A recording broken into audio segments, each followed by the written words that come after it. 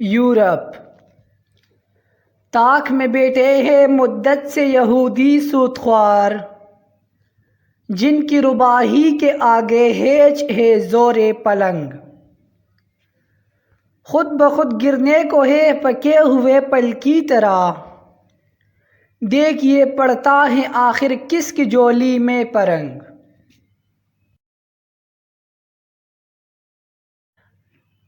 آزادی افکار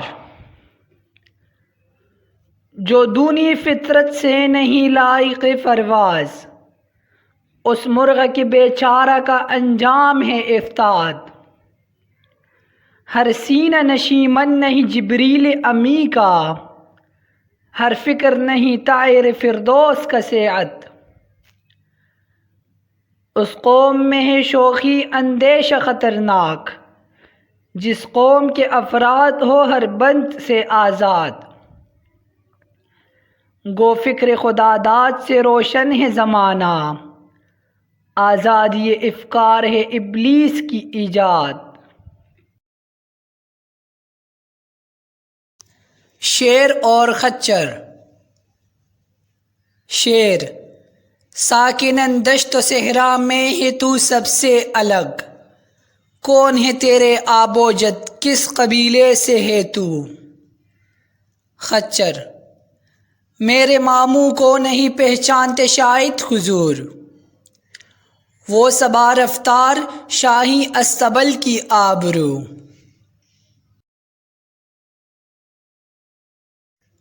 چوینٹی اور عقاب۔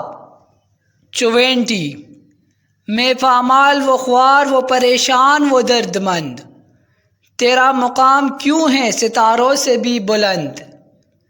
عقاب: تو رزق اپنا ڈھونڈتی ہے خاک راہ میں نہ سپہرے کو نہیں لاتا نگاہ میں۔